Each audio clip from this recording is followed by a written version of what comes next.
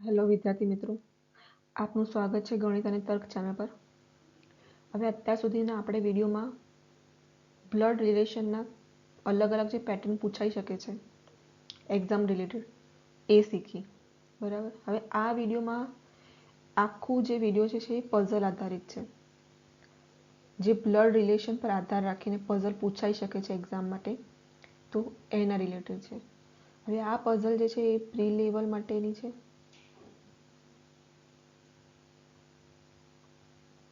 Preliminary લેવલની છે, જે હમણાં આવનારી એક્ઝામો છે જીએસએસબીની પ્લસ બેંકની એક્ઝામો જે હોય છે એની માટે ઘણી ઉપયોગી રહેશે. ઓકે, તો આપણે પહેલાં જ પઝલથી શરૂઆત કરીએ.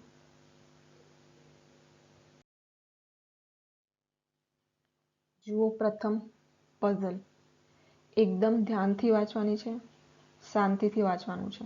બરાબર. કારણ કે એક શબ્દ પણ ઉપર નીચે થઈ ગયો તો આખી પઝલ સોલ્વ કરવાનો ટાઈમ પણ આપણો જે વેસ્ટ ગયો, પ્લસ આ જે રોકડિયા આપણા માર્ક મળતા હોય છે, એક પઝલ પરથી 5 પ્રશ્નો 3 પ્રશ્નો જેવા પૂછાતા હોય છે, તો એ રોકડિયા માર્ક પણ આપણે જવાની શક્યતા રહી શકે છે, અને પ્લસ આપણો ટાઈમ પણ વેસ્ટ ગયો એવું કહી શકાય એક્ઝામમાં. એટલે શાંતિથી એકદમ વાંચવાનું છે. બરાબર. તો સૌથી પહેલાં આપણે વાંચીએ સવાલ કે શું આપ્યું છે.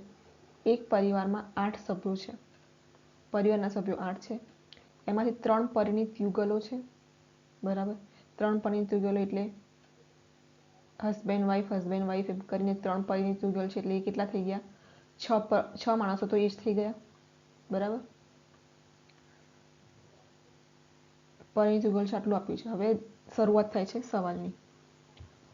શું લખ્યું છે? પી જે ક્યુના દાદા છે, તે 2 પુત્રોના પિતા છે. કોણ? પી જે ક્યુના દાદા છે એ 2 પુત્રોના પિતા છે. હવે આપણે અહીંયા પી મૂકી દીધું. બરાબર. પિતા આપ્યું છે એ પણ એક છે કે પુરુષ છે એવું આપણે કહી શકીએ પી. અહીંયા દાદા પણ આપ્યું છે, એટલે પી જે છે પુરુષમાં છે ને એ દાદા છે. હવે એના 2 પુત્રો છે પીના. હવે આ 2 પુત્રોમાંથી કોઈક એકનું પુત્ર કે પુત્રી ક્યુ હોઈ શકે.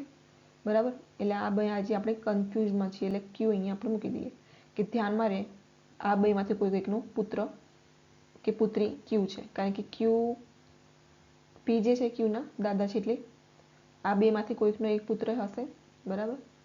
હવે આગળ વાંચીએ શું લખ્યું છે. આર એ એની ભાભી છે અને એ જે છે પરણેલ પુરુષ છે. એ પરણેલ પુરુષ છે, પુરુષ આપ્યું છે, પુરુષ લખી દીધું. એની કોઈક વાઈફ હશે, પરણેલ છે એટલે આ બંને કપલ થઈ ગયું. ભાભી ક્યારે થાય? એની કોઈ ભાઈ હશે, એની પત્ની એટલે ભાભી થાય. સમજાઈ ગયું? એટલે આપણી આ કન્ડિશન આપી હતી કે આર જે છે એની ભાભી છે એ અહીંયા આવી ગઈ. બરાબર. એ પરણેલ પુરુષ છે એ પણ થઈ ગયું. ઓકે. હવે અહીંયા શું લખ્યું છે? બી એ ડી નો દિયર છે. દિયર ક્યારે થાય? જો, ભાઈનો ભાઈ એ દિયર થાય. આ દિયરમાં હોય અને અહીંયા પત્ની હશે. આની જે પણ પત્ની હશે એની માટે આ દિયર થશે. બરાબર. એટલે અહીંયા શું છે? બી એ ડી નો દિયર છે. આવી ગયું. ભાઈનો ભાઈ એ બી હશે એટલે એ ડી માટે દિયર બની ગયું. હવે અહીંયા ઉપરનામાં જુઓ કન્ડિશનમાં, અહીંયા આપણે બી મૂકીએ. બરાબર. બી નો ભાઈ શું થશે? એ. એની પત્ની આપણે ડી કરીએ તો પણ આ કન્ડિશન આપણી આવી જાય છે કે ડી માટે આ બી તો દિયર જ થયો, ભાઈનો ભાઈ. સમજાઈ ગયું? હવે આગળ જે શું લખ્યું છે જુઓ. ડી શું છે? આરની દેરાણી છે. આવી ગયું. દેરાણી શું થશે? પતિના ભાઈની પત્ની, એટલે બંને દેરાણી જેઠાણી થઈ ગયા એકબીજા માટે. આર અને ડી. હવે કોણ મોટું નાનું એવું આપણને ખબર નથી, એટલામાં ઊંડામાં જવાનું નથી, પણ આપણને આ કન્ડિશન આટલી તો સંતોષાઈ ગઈ. તો આ વસ્તુ આપણે અહીંયા મૂકી શકીએ છીએ.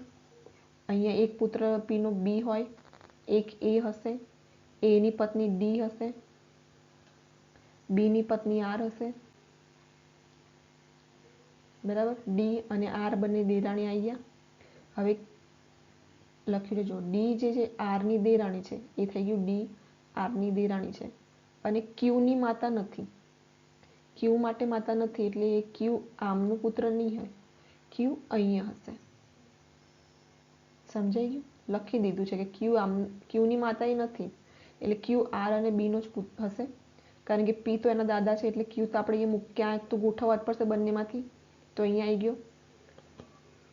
જી જેની દાદી છે. જી શું થઈ ગયું? જેની દાદી છે, જે ડીનું એકમાત્ર સંતાન છે.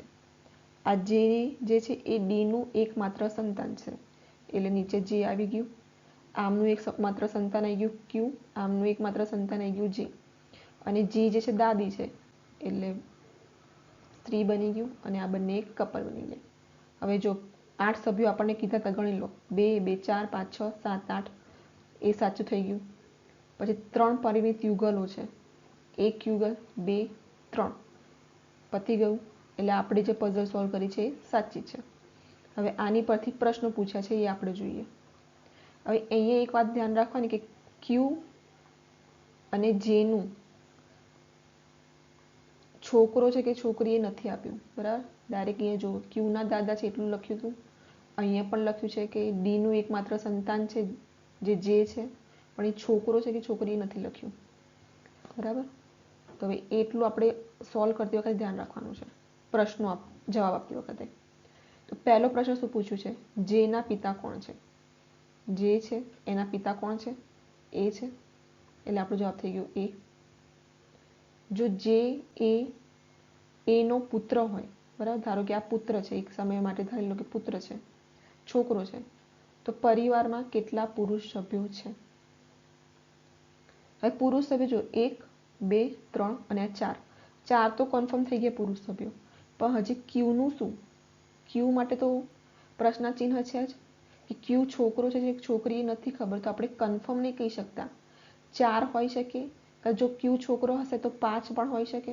4 તો કન્ફર્મ છે જ, પણ ક્યુ જો છોકરો હશે તો 5 થાય, અને જો ક્યુ છોકરી હોય તો 4 થાય, બરાબર. એટલે જવાબ આમાં શું થશે? જો ઓપ્શન જો 4 આપ્યું છે, પણ 4 તો નહીં થઈ શકે કારણ કે ક્યુનું આપણે હજી ખબર નથી. 5 પણ થઈ શકતું નથી, એટલે ડીનું ઓપ્શન જો નક્કી કરી શકાતું નથી, એ આપણો ઓપ્શન થશે. કારણ કે ક્યુ માટે આપણે પ્રશ્ન ચિહ્નમાં છીએ એટલે આપણે કન્ફર્મ નથી કહી શકતા. ભલે જેનું એ લોકો આપ્યું હોય, પણ ક્યુ માટે આપણે નથી કહી શકતા કશું, એટલે આપણે નક્કી નથી કરી શકાતું, એ જવાબ આવશે. હવે ત્રીજો સવાલ શું આપ્યું છે?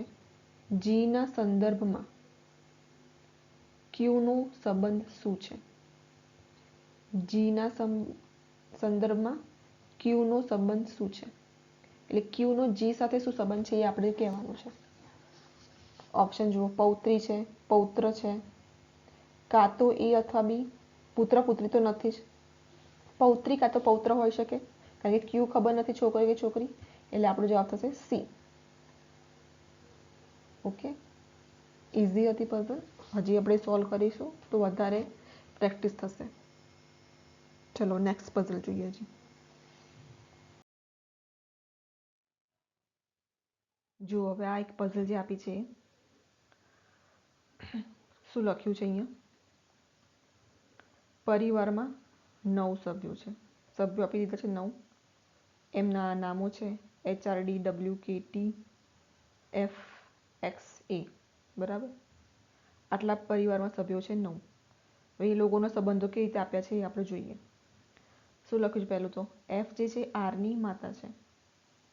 એફ એટલે ઉપર આપણે લખી નાખ્યું, માતા છે એટલે આપણે સ્ત્રી બનાવી દીધું, બરાબર, રાઉન્ડ કરી દીધું, નીચે કર્યું આર. એફ જે છે આરની માતા છે. આર જે છે એક્સનો એકમાત્ર પુત્ર છે. હવે એક્સનો એકમાત્ર પુત્ર કયું છે? એટલે આર કોણ છે? પુત્ર થયું. આર જે છે એક્સનો એકમાત્ર પુત્ર છે. સમજાઈ ગયું? એટલે શું કહે છે, આર જે છે પુત્ર છે, છોકરાઈઓ. હવે જો એફનો પણ પુત્ર છે, એક્સનો પણ પુત્ર છે. એફ આપણને મળી ગયું છે કે સ્ત્રી છે, તો એક્સ શું હશે, પુરુષ જ હશે. અને બંનેનો પુત્ર એક જ છે, એટલે આ બંને પતિ પત્ની હશે. એટલું ક્લિયર થઈ ગયું આની પરથી. અને આર પુત્ર છે, આપણે પુત્ર બનાવી દીધું. બરાબર, આટલું ક્લિયર થઈ ગયું. હવે આગળનું જોઈએ શું લખ્યું છે. એચ એની નણંદ છે. એચ જે છે એની નણંદ છે. નણંદ કેવી રીતે થાય કે એચનું જે ભાઈ હશે, એચનો જે ભાઈ હશે એની પત્ની એ હશે. બરાબર, કારણ કે જો બહેન હોત, અહીંયા બહેનનો પતિ જો એ હોય તો એચ જે છે શું થાય, બહેનના પતિને શું કહેવાય, સાળો કહેવાય. જ્યારે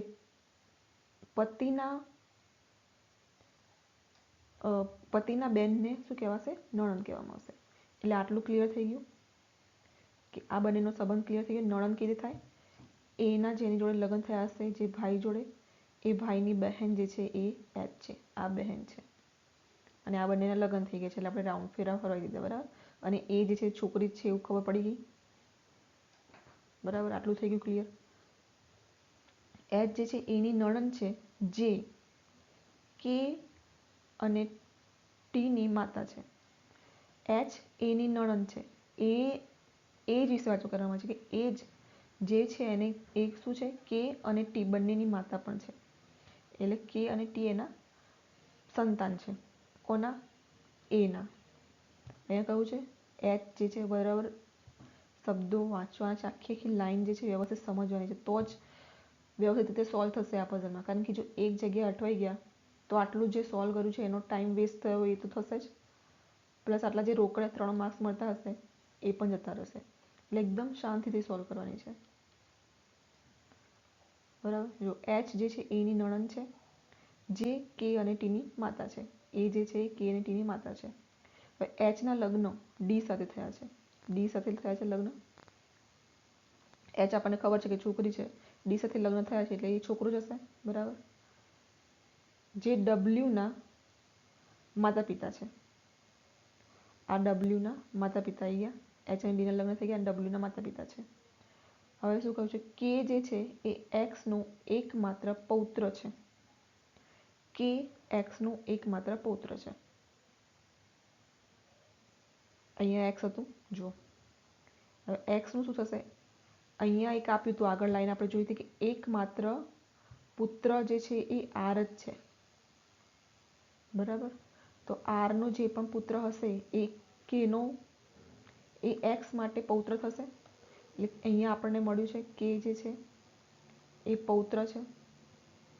બરાબર, હવે આની પછી સમજાઈ ગયું તમને. જો કે એનો એકમાત્ર પૌત્ર, કારણ પુત્રનો પુત્ર પૌત્ર થાય. એક્સના પુત્ર જે છે આર, એનો પુત્ર જે છે એ પૌત્ર થાય. હવે અહીંયા આપણને મળી ગયું છે કે આર જે છે પિતા છે અને અહીંયા માતાનો સંબંધ આપેલો છે કે એ જે છે માતા છે. તો આપણે અહીંયા એ મૂકી શકીએ. એ આની પત્ની હશે આરની, અને આ બંનેના સંતાનો કે અને ટી હશે. હવે એકમાત્ર પૌત્ર જે છે એ શું આપ્યું છે, એક્સ છે.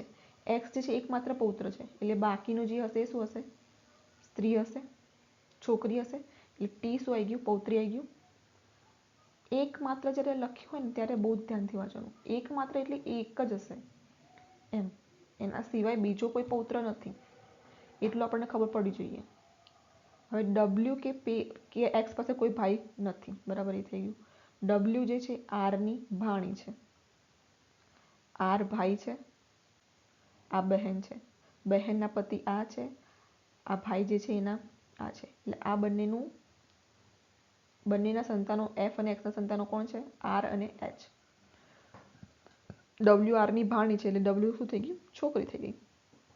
જો આને વ્યવસ્થિત આપણે લખીએ તો એફ જે છે સ્ત્રી, એક્સ એનો પતિ, એ બંનેનું એકમાત્ર સંતાન અહીંયા આપણે તો આપણને આર, એની પત્ની આપણે શોધી એ. આ બંનેના લગ્ન થઈ ગયા છે. આ બંનેના છોકરાઓ, એક છે કે અને એક છે ટી. બરાબર. કે શું લખ્યું હતું કે એકમાત્ર પૌત્ર છે, એટલે બીજી જે પૌત્રી હશે એ પૌત્ર નહીં હોય, એ પૌત્રી જ હશે, એ ફિક્સ થઈ ગયું. હવે આ બંનેનું બીજું જે સંતાન છે એ છે એચ. એચ જે છે એ છોકરી છે. અહીંયા આપ્યું હતું આપણને કે એકમાત્ર પુત્ર છે, એટલે એક જ પુત્ર છે, એના સિવાય જે છે એ કોઈ પણ સંતાન આપ્યું હોય, ધારો કે એક્સ વાય ઝેડ બી અહીંયા કોઈ બીજો ઝેડ પણ હોત તો એ સ્ત્રી જ થાત. આમાં લખ્યું ના હોત તો પણ. કેમ? કારણ કે એ લખ્યું છે કે એકમાત્ર પુત્ર આર જ છે, એટલે એચ આવી ગયો અહીંયા પુત્રી, એચ નો પતિ આવી ગયો ડી, ને આ બંને લગ્ન, ને આ બંનેનું જે છે એ પુત્રી છે ડબલ્યુ. બરાબર. આ આપણું ફેમિલી ટ્રી બની ગયું પઝલનું. હવે આપણે ફટાફટ સોલ્વ કરીએ. એફનું જે છે ટી સાથે સંબંધ શું છે? એફ અહીંયા છે, ટી અહીંયા છે, શું છે? પિતાના મમ્મી શું થાય? દાદી. ડીના સાસુ કોણ છે? આ રહ્યો ડી, એની પત્ની છે એચ. એચના માતાજી કોણ છે? એફ, એટલે એફ જે છે એના સાસુ થશે. એચ ટી સાથે કેવી રીતે સંબંધિત છે? એચનો સંબંધ કહેવાનો છે ટી સાથે. બરાબર. ટીનો સંબંધ નથી કહેવાનો, એચનો સંબંધ કહેવાનો છે. એચ લખ્યું છે, એચનો ટી સાથે કેવી રીતે સંબંધિત છે? તો એચ શું થશે? પિતાના બહેન, તો શું થાય? ફોઈ. ઓકે, ચલો હવે નેક્સ્ટ સવાલ જોઈએ.